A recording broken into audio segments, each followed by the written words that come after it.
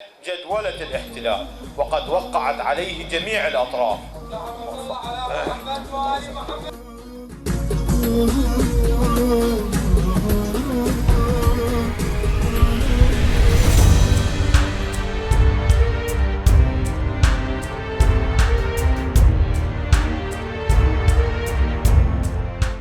बिस्मिल्लाहिर्रहमानिर्रहीम। अस्सलाम वालेकुम। आप देख रहे हैं व्यूज़ मैटर। मैं हूं अली डार। सफ़ेद कफन पहने हुए अपने बुज़ुर्गों की राह पर चलते हुए शहादत के लिए तैयार, ये है इराक़ की वो ताकतवर, मशहूर और बारोब शख्सियत जिनका नाम है मुक़्तदा उल सदर। सन 2003 में जब अमेरिका ने सदाम की हुकूमत का तख्ता उलटने के लिए फ़ौजी हमला किया तो उसके नतीजे में इराक़ में तशद्दुद और अदम इस्तेहकाम पैदा हुआ।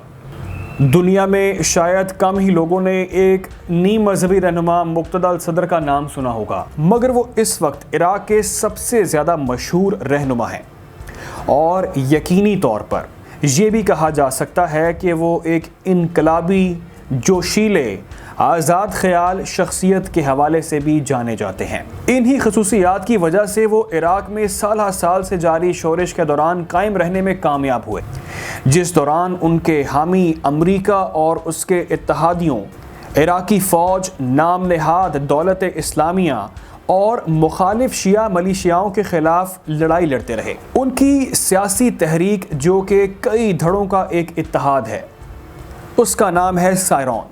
सन 2018 के आम इंतख़ाबात में सबसे बड़ा इत्तहाद बनकर उभरी। सफ़े अव्वल का बादशाहगर होने के अलावा मुक़्तदा उल सदर मुल्क भर को हिला देने वाले मौजूदा सियासी मुज़ाहरों के पसे पुश्त एक अहम किरदार भी हैं। ये मुज़ाहरे हुकूमत में बदउनवानी, नाअहली के ख़िलाफ़ थे और ये वही मौज़ूआत हैं जिनका ज़िक्र मुक़्तदा उल सदर बरसों से अपनी तकरीरों में करते चले आ रहे हैं। व्यूअर्स, बात करें अगर हम मुक़्तदा उल सदर की ख़ानदानी और मौरूसी हैसियत की, तो जैसे ही सदाम हुसैन की गिरफ्त इक़्तिदार पर कमज़ोर हुई, इन्होंने उन राब्तों को फ़ाल करना शुरू कर दिया जो इनके वालिद और इराक़ की एक नामवर और नहायत मुअज़्ज़ज़ शख्सियत आयतुल्लाह सादिक़ अल सदर ने बगदाद की गरीब शिया आबादी में और जनूबी इराक़ में तरके में छोड़े थे। मुक़्तदा उल सदर की अवाम में मकबूलियत को उनके मजहबी ख़ानदानी पस मंज़र और उनके नुमाया ख़ानदानी मजहबी पस मंज़र के बग़ैर नहीं समझा जा सकता। मुक़्तदा के वालिद और उनके ससुर आयतुल्लाह मोहम्मद बाक़िर अल सदर को इराक़ में नहायत इज़्ज़त व एहतराम की निगाह से देखा जाता था और उन दोनों ने अपनी इस हैसियत की बदौलत गरीब शिया आबादी में समाजी कामों और सियासी राब्तों की तंजीमें बनाईं। इसी वजह से ये दोनों सदाम हुसैन के ग़ैज़ो ग़ज़ब का शिकार हुए। व्यूअर्स, मोहम्मद बाक़िर अल सदर की 1980 में दौरान हिरासत उनकी बहन के हमरा जान ले ली गई और मोहम्मद सादिक और मुक़्तदा के दो भाइयों को सन 1999 में एक कातलाना हमले में गोलियों से भून दिया गया। आम ख्याल ये है कि यह हमला सदाम हुसैन के एजेंटों ने किया था। हमले के वक्त सिर्फ 30 बरस के मुक़्तदा उल सदर को सियासी विरसे में कुर्बानी, शहादत और समाजी खिदमात मिली थीं। उनके सियासी पोस्टरों में उनकी तस्वीर उन्हीं दो बड़े उलमा के दरमियान शाया की जाती है। दोस्तों, बाज़ औक़ात मुक़्तदा उल सदर सफ़ेद कफ़न पहने हुए भी नज़र आते हैं, जिसका मकसद ये है कि वो अपने बुज़ुर्गों की राह पर चलते हुए शहादत के लिए तैयार हैं। उनकी ऐसी तस्वीरें उनके शिया हामियों में बहुत ज़्यादा जोश और वलवला पैदा करती हैं।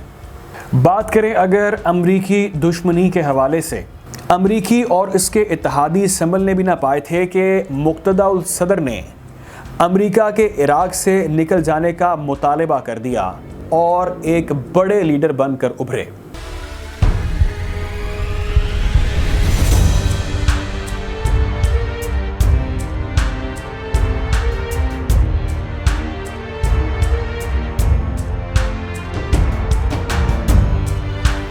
फिर उनकी तकरीरों ने अमली शक्ल इख्तियार कर ली। उन्होंने अपने हामियों पर मबनी एक तंजीम जैश मेहदी बनाई, जो जल्द ही अमरीकी फ़ौजी कमांडों की नज़र में उनके लिए इराक़ में सबसे बड़ा ख़तरा बन गई।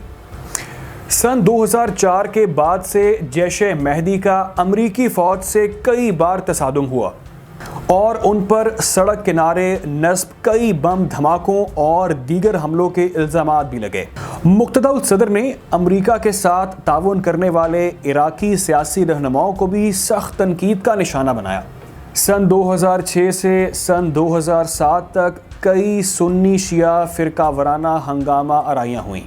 سن 2008 میں ان کے حامیوں نے بصرہ میں امن قائم کرنے کے لیے اس وقت کے وزیر اعظم نوری المالکی کی جانب سے بھیجی گئی عراقی فوج کے دستوں کے خلاف باقاعدہ معرکے لڑے۔